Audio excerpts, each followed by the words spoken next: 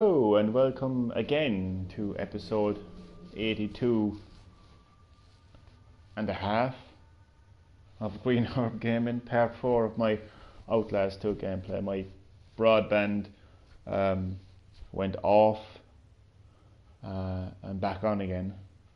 So my previous broadcast was interrupted.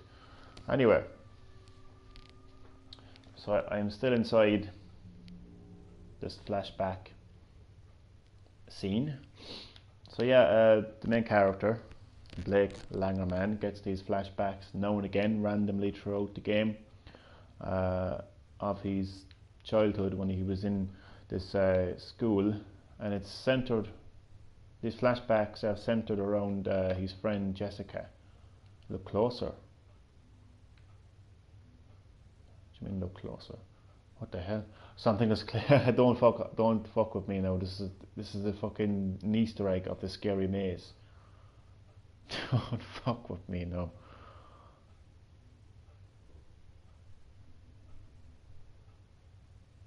Oh Jesus, I can't even look at the screen right now.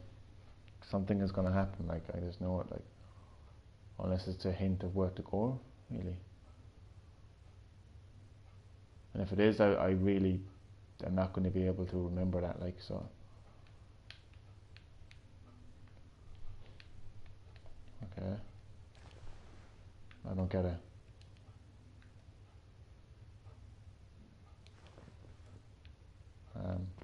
Okay, I don't get it.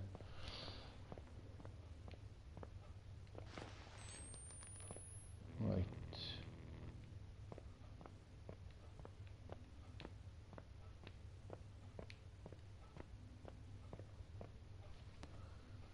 So yeah, I was kind of giving my impressions so far about Outlast 2 before I got interrupted by my fucked up broadband. My impressions are good. I like Outlast 2 because I like to be scared. And as I said, like, I'm not one of these people who I'm not one of these people who pretend to be scared. You know, when you're watching a horror movie with your friends or family, or playing a horror game with a friend, and you know something scary happens and you feel like you have to be scared. Well, I'm not one of those people. If I'm not scared, then I won't react. I won't pretend to react just because I'm supposed to react in this situation. No, I like to be genuinely scared, and Outlast 2, just like Outlast 1, genuinely scares me, and I like that because I do like to genuinely be scared. So plenty of jump scares, plenty of scares in Outlast 2, and I like that about the game. I also like the fucked up, disturbed theme of the game. That ties in with the story as well. Of course, the story is fucked up. It's a fucked up religious cult with fucked up beliefs as well. And I'm not gonna. I can hear noises, but yeah. I mean, it's an extremely fucked up game, is Outlast 2, and its story. But I think what I like about Outlast 2 the most is its gameplay, because it's all about the gameplay, isn't it? I mean, this is a survival horror game, and it, by God, is it a survival horror game? It is the fucking definition of a survival horror. It takes survival horror to the next level, because you have no weapons, no ammunition, no way of fighting back from the enemies. The door just opened there now. You have no way of fighting back. You're hiding. Like, you're just hiding like a scared human being, which is how you would really react in a situation like that. So I think because of that is what makes the game so good. I have no idea what to do or where to go. But something opened, like there's some door opened in this hallway, so. Oh fuck, I've no batteries.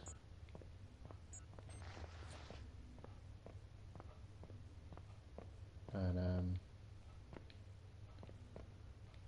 so yeah, that's my impression so far. It's scary, it's disturbing, got a great story, and the gameplay is fantastic because you really do feel like you're surviving a horror basically. I mean, I know if this happened, this can happen. What I like about the story as well is this can happen to anyone.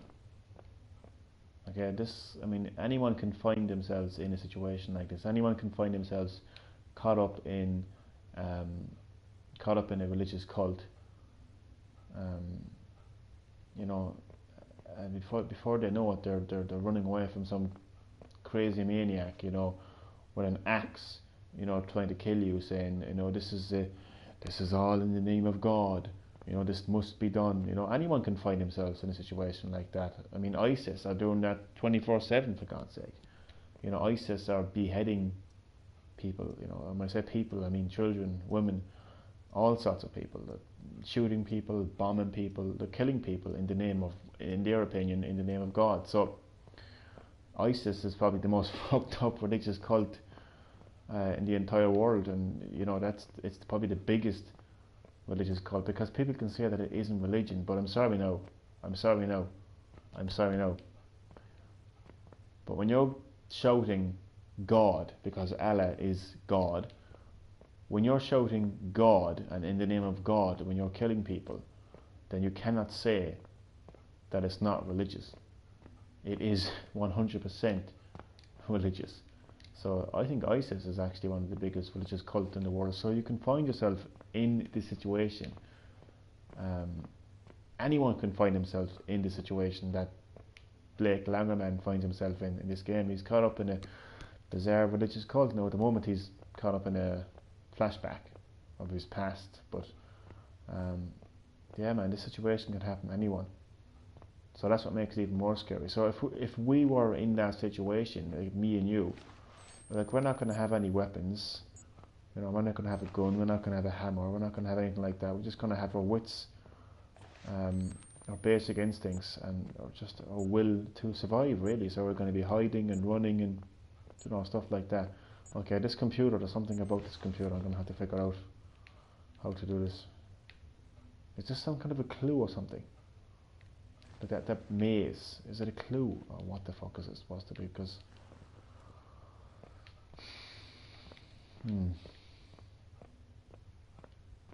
no, wait a second. No, I got confused there for a second. Something opened anyway. There was some door opened. What the fuck? Oh, crap.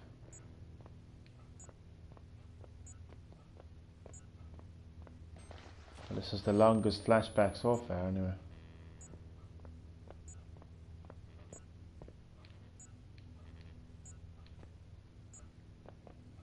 Oh god, I'm getting goosebumps here because ugh.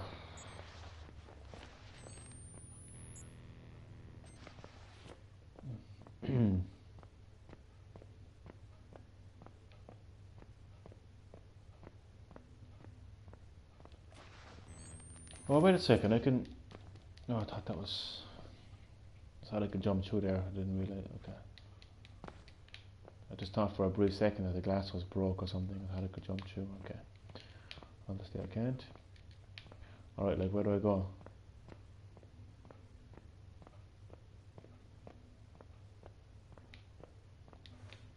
Do you know, I'm thinking that maze on the computer is some sort of puzzle. I mean, I don't know for sure, like, but it could be.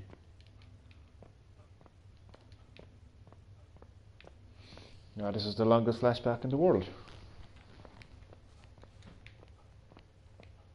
I mean, flashbacks are supposed to last for like a minute or two.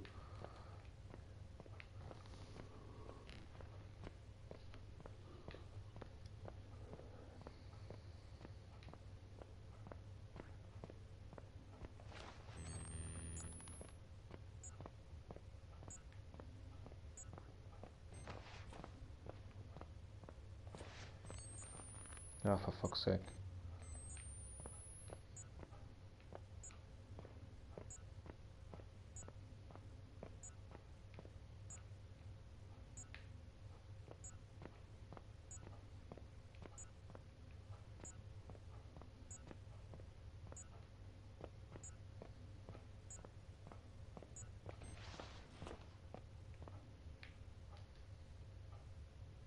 Mm.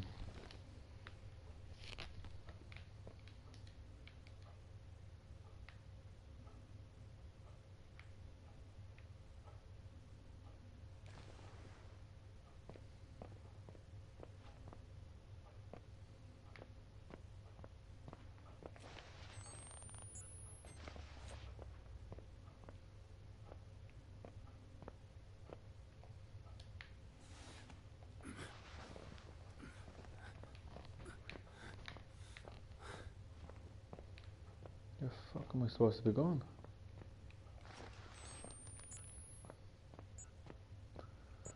See, some of these flashbacks require puzzles to progress.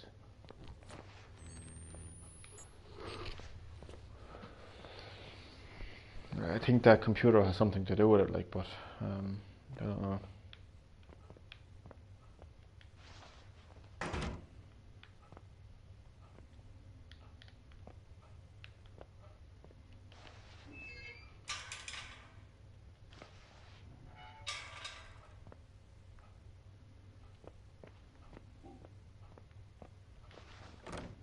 Ah, come on, like, I shouldn't really play this late at night because not only is it fucking scary as fuck, but like also I need to get some sleep as well, like.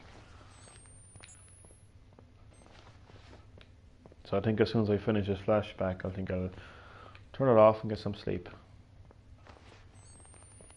That computer definitely, like, it says look closer as well, like, so obviously it has to. I'm just hoping that it's nothing to do with that maze because I'm not going to be able to figure out that, like. I'm just not going to be able to, like, it's just not going to happen, like. Like, how the hell am I supposed to fucking. What, I'm supposed to like go up, left, like, I can't follow that, like, where the fuck does it start, like? Do you know what I mean, like, where the fuck does it actually, I can't fucking do that, like. Oh, okay, I don't think I can move it.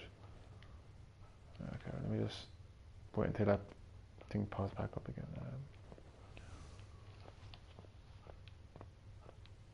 Oh god.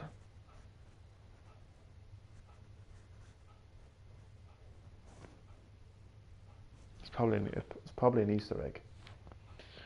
Because there used to be an old screensaver or wallpaper. Yeah, what the hell it was.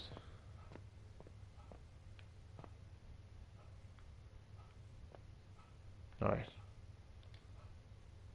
Ah, what the fuck.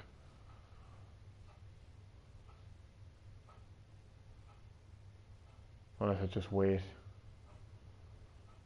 until. No, that's an Easter egg. That can't be a puzzle. Because it doesn't make any sense, like.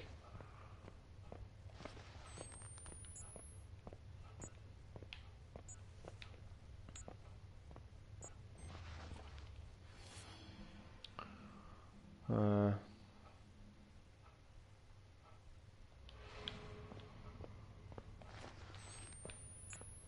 god.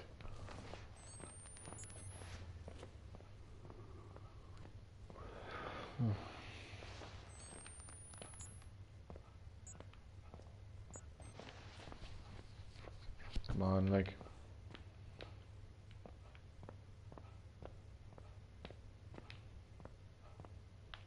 Getting frustrated now.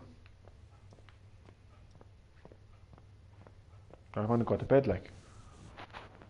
But I don't want to just turn it off without making some bit of progress, like, so. Oh, wait a second, what was that? Hide. Oh, don't need to hide. But, like, I'll see what happens anyway, will I?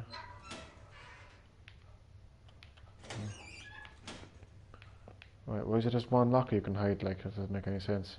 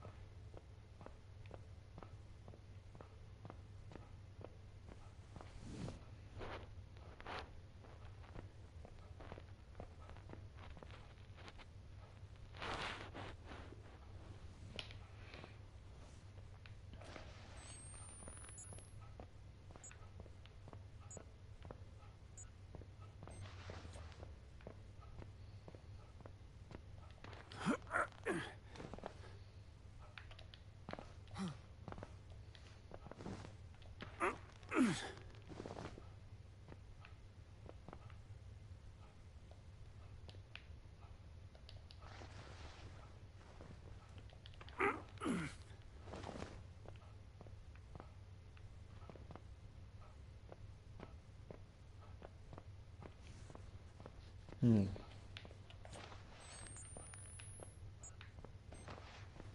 Wait, what the fuck is...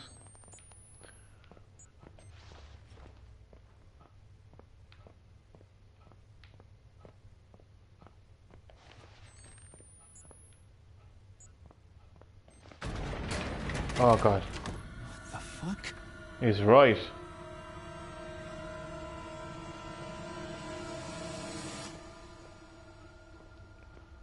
Don't go.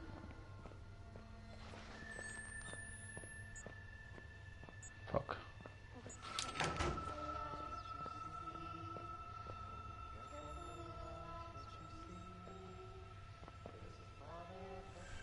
Fucking goosebumps.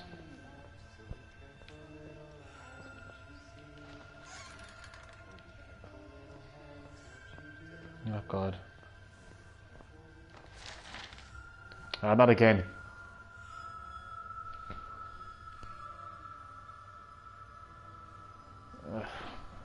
I'm actually not able enough for puzzles, like.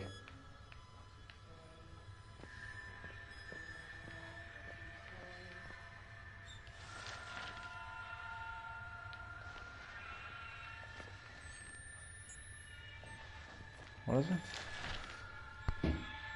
ST. Strangle. Yeah.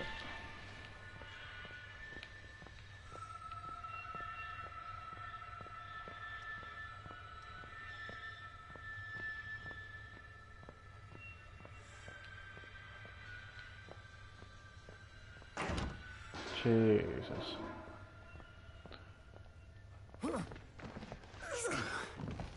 Oh god. And I'm back.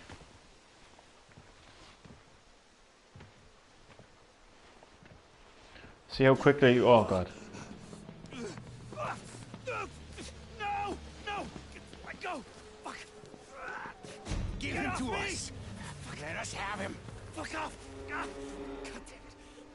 No. Why is the Mortal Kombat 10 character in Outlast 2? Forgive me, Lord, but I have to be sure. Open his mouth, Nick. Swallow that. There you go. God, please, let him be the one. He's unmarked. He's pure. He is the Skull Messiah. You half-wit dog's cunt! He ain't been transubstantiated yet. He ain't been born. First, we gotta get him on that cross. Get my hammer and nails. Oh god. Let's get on up that hill. He will come born on locust wings, immaculate as a newborn. He will give us his gospel, the sacred words of his teaching. He will be nailed to a cross and die, and he will be buried. But he will rise again in more perfect flesh. We will eat of that flesh in holy communion and be healed of our physical sins. And we shall inherit this broken earth. See? We've prepared everything. It's all ready for you. What? Don't do this. Please. Where is your gospel? You're supposed to have a gospel for us. To guide us in salvation after the end. The gospel? The truth. Your guidance. I suffered a long time waiting on you. Well, old Nick, I guess we better put those nails in. Wait! Oh god.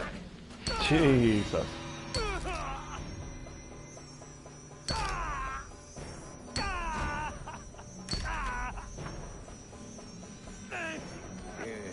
Good.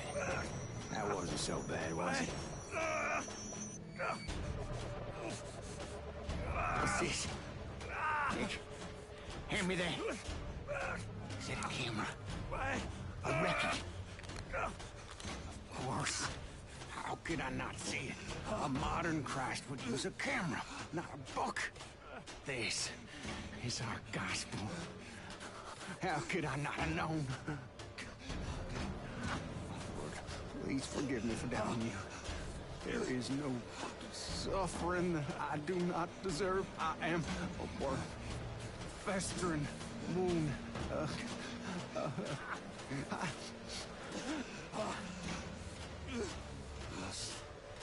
I must study his lessons.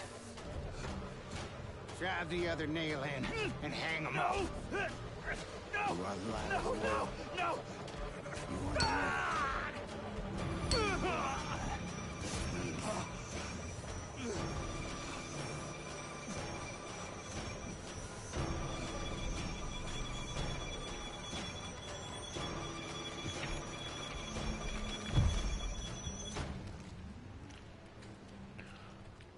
So yeah, I've just been nailed to a cross.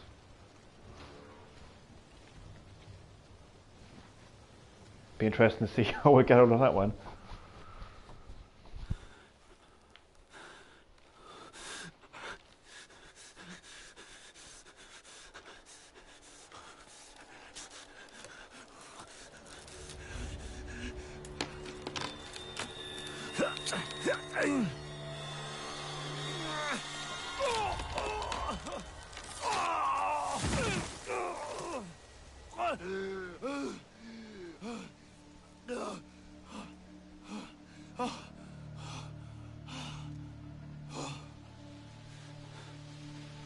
Saving. Yeah, what a crazy. You've been bleeding a minute to find bandages. Until the trophy comes through. Yeah.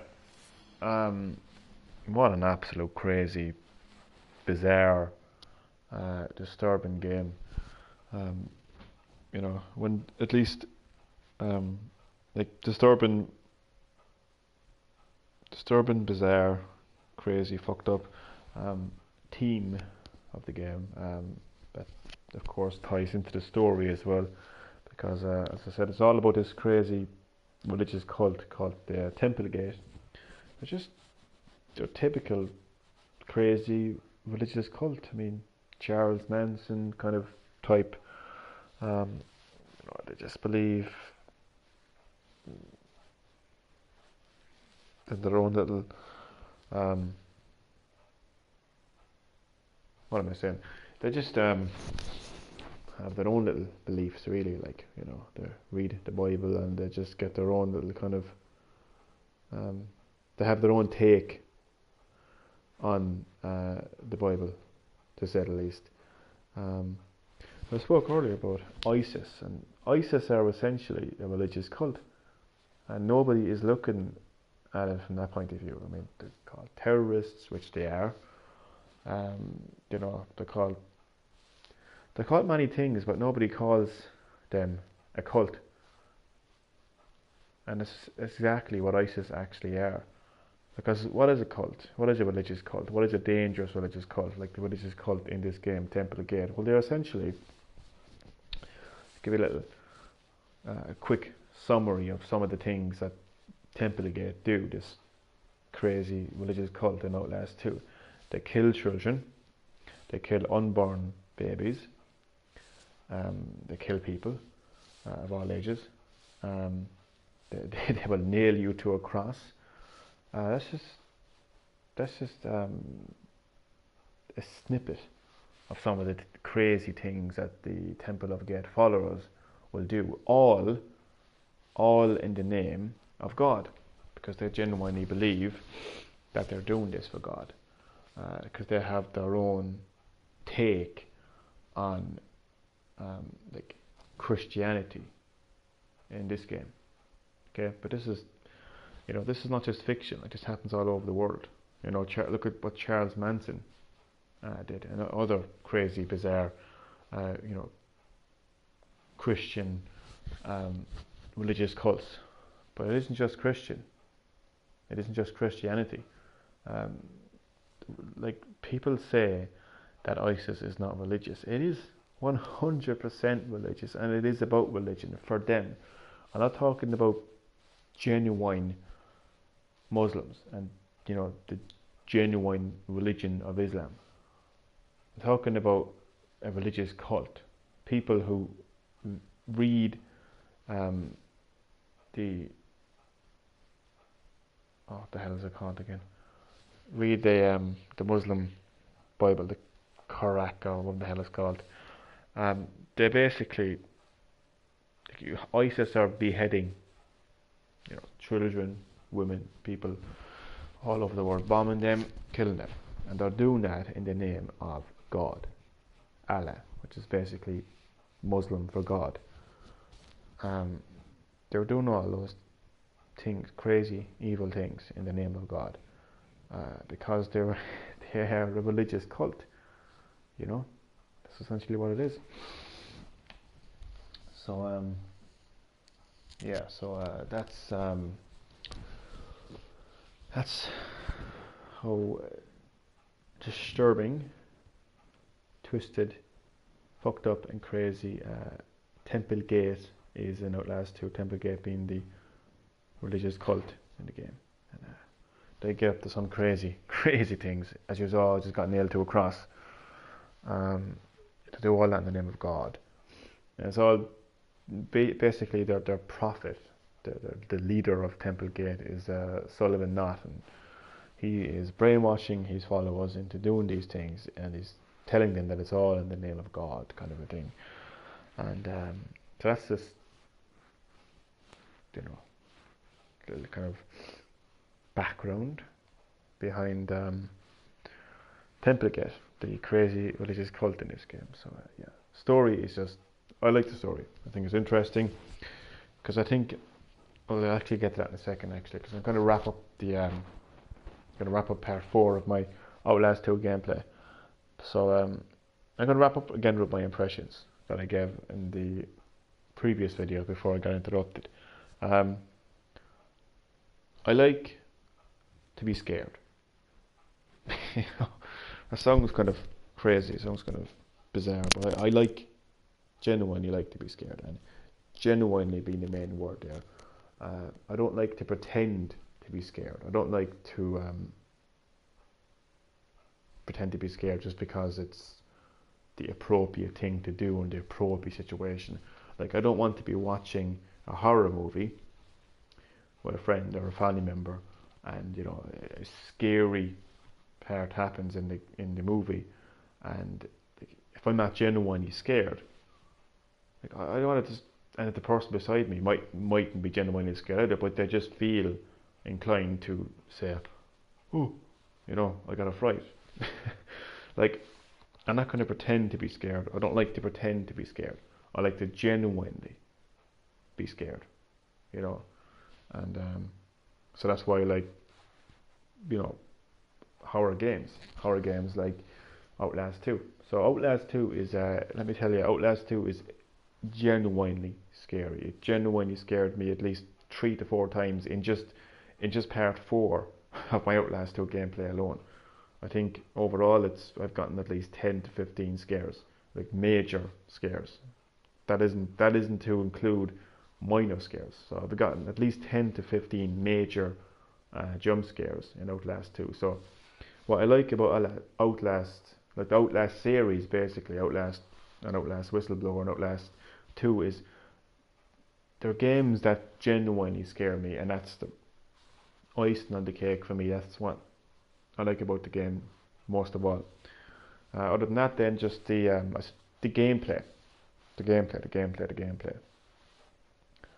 and I love the gameplay because there's many survival horror games out there in the market, including Resident Evil, the kings of survival horror.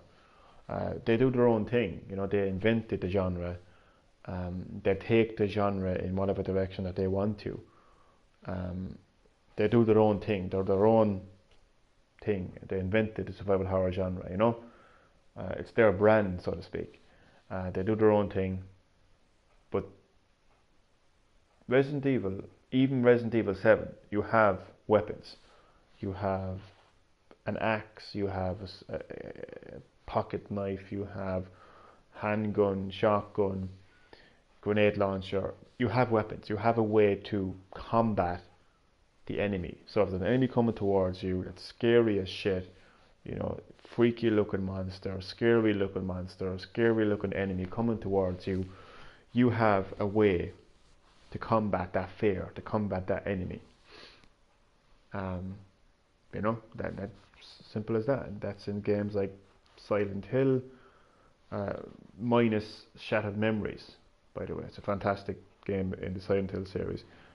That was when I really started to like the genre. That's when I really felt like, holy shit, like I'm actually vulnerable right now. You know, I don't feel like a superhero. I don't have weapons. I don't have a way to defend myself. This is crazy. Like you're running away from these monsters, and you look behind you and you see them getting closer and closer, and they grab onto your leg, and you jump over a fence, and they grab onto your leg as you're just about to go over the fence. And I thought that type of gameplay was absolutely amazing. That was Shattered Memories, Silent Hill Shattered Memories. But the majority of horror games and scary games and survival horror games, you have a way to defend yourself. I mean, you look at Dying Light. You know, again, you have weapons. You have a way to defend yourself. You have a way to attack. Not only do you have a way to defend yourself, but you have a way to attack as well. Which are actually two different things if you think about it: defending and attacking. So the way I look at it, like what makes Outlast 2 great is you don't have weapons. You don't have a way to defend yourself or attack. You're running away. You're not engaging with the enemies. You're running away from the enemies. You're hiding from the enemies. And when you combine the two together, when you combine the fact that you can't take these enemies down, you have no means of taking these enemies down. When you combine that with hiding, like if you were hiding in Resident Evil 7, it wouldn't really, like it's scary, Resident Evil 7, hiding from, you know, Jack Baker, you know, but when you have a handgun and you can, you know, go out of cover, go out of hiding and shoot Jack Baker in the head and he goes down, like, what's the point in hiding then? You know, but in Outlast 2, you have no weapons. You have no way to attack the enemy, so you have to hide. So when you're hiding and the enemy is getting closer and he actually spots you, Jesus Christ, like the level of fear is escalated more when you don't have weapons, because you're thinking, oh my God, the enemy has caught me now. I have no way to defend myself. I have no way to attack him. So it adds to the fear level, and it makes the game even more challenging as a result of that. So yeah, you have no way to engage with the enemies. You're running away from the enemies. You're hiding from the enemies, and not only does that make the game more scary and more challenging, but it makes it more realistic. Like in a generation where every game developer is trying to create these realistic gaming experiences, like with Call of Duty World War II, trying to make an authentic World War II game. Like I think if you want to create an authentic survival horror game, you have to look at it from the point of view of what would we do in that situation? What would anyone do in that situation? Because I spoke earlier about the story basically centers around this crazy religious cult who do crazy things like killing babies and killing children. Anybody, me and you, can find ourselves in that situation tomorrow morning. We could say to ourselves, you know what, I'm going through that in my life right now. I'm going to go to this church, you know, this Christian church. But before you know it, that Christian church could become the most sadistic cult that you've ever been involved in. You know, the leader of that church could say, okay, well, you know, you've been going through a lot in your life now. You know, do you know how you fix that now? You kill the Antichrist. You see that woman there who's given birth to that child? She's given birth to the Antichrist. Kill that woman, kill that child, and everything in your life will go away. That can happen to anyone, anywhere, anytime, because that's how cults operate. Cults are a real thing. As I mentioned, ISIS is the biggest religious cult in the world because they go around killing people, bombing people in the name of God. That is the biggest religious cult in the world, and nobody's talking about that actually. Something that people need to really start talking about. But anyone can find themselves in a situation like that when they're involved in a religious cult. And you know, what would you do if you were being chased by somebody with an axe saying, "You're the Antichrist, you're the Antichrist"? Like, you're not going to have a handgun with you, you're not going to have a shotgun with you. You're going to be running, you're going to be hiding, and when this person with an axe is coming towards you, you know, you're going to be scared shitless. You don't want to be caught because you have no way to defend yourself. And that is how a survival horror game should be told. And Outlast does a fantastic job in doing that, because it puts the player in the situation, and it puts the character in the same situation as what the player would in real life. You know, so to cut long story short, there is, it's realistic in the sense of you don't have the weapons, you don't have the ways to defend yourself. You're running away from the enemy, you're hiding from the enemy. And you know, some people will criticize that, but I fucking love it.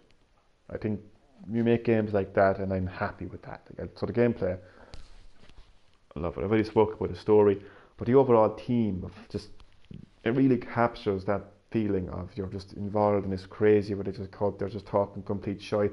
Like, you don't even need to know what they're saying really. Like, you don't even have to, like, all these documents you find, like, you don't even have to understand it. Like, it's just crazy ramblings of a crazy religious cult. Like, so I don't think, you know, me and you would be expected to understand that anyway, like, not in real life anyway. So geez, that was a long impressions of Outlast 2. I'm probably tired as well. You can hear my voice. It's been a long day. It's been a good day though, but it's been a long day. So I really, so I'm going to do a summary of a summary, if that makes sense. So, so Outlast 2, genuinely scary game, and I like that. Gameplay, I'm going to use genuine again, genuine survival horror, because it is survival horror. You don't have weapons, you don't have a way to defend yourself or attack the enemy, so you are surviving. And what are you surviving? You are surviving horror. You are surviving people who want you dead, and you have no way to defend yourself against these people. So that's where the horror comes into it. The horror of saying, "Oh my God, please don't catch me, please don't catch me." That's the horror, and that's what makes it scary as well. Genuine scary. The theme, the setting, the story, it's all tied into one really. Again, just crazy religious cult who do some bizarre evil things that any of us can find ourselves in. Like, let's be honest. I'm going off track here now again, but let's be honest. Resident Evil 7, I love it. It's a fantastic game. It's 100% Resident Evil. It's back to its roots. But in terms of finding myself in that situation tomorrow morning, I don't think I'm going to find myself involved in a bioterrorism incident. Okay, bioterrorism maybe in some kind of gas attack from fucking Russia, but like, not on the extent of Resident Evil. That's not going to happen to me. There's no fear of that happening to me tomorrow morning. But I was often approached by, you know, these born again Christians when I'm out and about in town, minding my own business. Like, what's to say that these born again Christians weren't some sort of bizarre religious cult, you know, that wanted me to kill Mary down the road because she was giving birth to the Antichrist? I mean, what's to say that didn't happen to me tomorrow morning? You know, so that can happen to anyone. So that's why I like the story. It's the theme of how disturbing it can become, really. So, man, Outlast 2, I haven't completed the game, so I can't give an actual full-on review. But I suppose I haven't really given a review. I've just given my impressions, really. It's not really a review. If I have to give a review of the game, I'd have to be looking at things like, you know, presentation, gameplay, all that kind of stuff. Like, I'm not a reviewer. I don't fucking review games, but maybe I should. But you know what? You can tell when I'm tired when I ramble on a bit too much. So Outlast 2, what can I say, man? I'm loving it, really am. I was actually thinking that part 4 was going to be the final part of Outlast 2. I reckon there could be a part 6 even to part 7. Who knows? I could go all the way to part 10 before I complete this game. By the way, I'm also playing this game on hard mode as well. I don't know if I can prove that here. Now, can I prove that here? Yeah, there we go. It's very tiny, but if you go to difficulty, like you'd have to. Well, it's probably bigger on your screen, like, but on my screen it's quite small. So I'm playing on hard mode. Actually, you can go as far as nightmare. There's normal, hard, nightmare. I decided to go with hard because I just wanted to. Anything else I can say in closing? So that's what has happened so far. What has happened so far? Blake Langerman, who's got the best surname in the world, basically, and his wife, Lynn Langerman. They're two investigative journalists. They investigate the stories that nobody else has the balls to investigate, so they go places where nobody else will go, basically. And they're investigating the bizarre murder of a pregnant woman.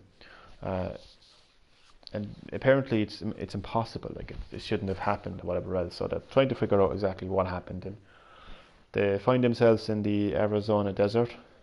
Their helicopter crash lands, of course. It has to crash land because it wouldn't be a survival horror game if a helicopter didn't crash land.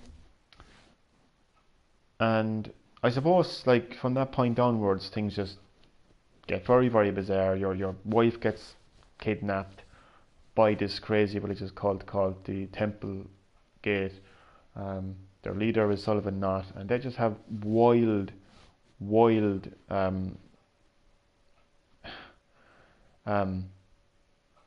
what I'm looking for? Wild interpretations of Christianity, wild interpretations of Jesus Christ, wild interpretations of the Bible, the teachings of the Bible, just wild interpretations. Just like ISIS have wild interpretations of the Islam religion, you know. So this Temple of Gate, this crazy religious cult, they basically are anticipating, what I can tell anyway, they're anticipating the Antichrist. But they've been wrong so many times. But because of that, they've actually killed so many babies, so many children, thinking that these are all the Antichrist. So you would presume, it hasn't been really, well, it has actually been kind of confirmed, but this woman that you were originally here to investigate, chances are herself and her baby were killed because Sullivan Knott and his crazy followers thought that this woman's baby was actually the Antichrist. And that's just the beginning. Like, I mean, they just have crazy beliefs, really. I mean, you just saw myself getting nailed to a cross because this Mortal Kombat X character, I can't think of the name, but the Mortal Kombat X character nailed me to a cross because he thought I was some sort of messiah. Now, it gets even more disturbing as well because there seems to be a black sheep of this religious cult, Temple of Gate, and Val is her name.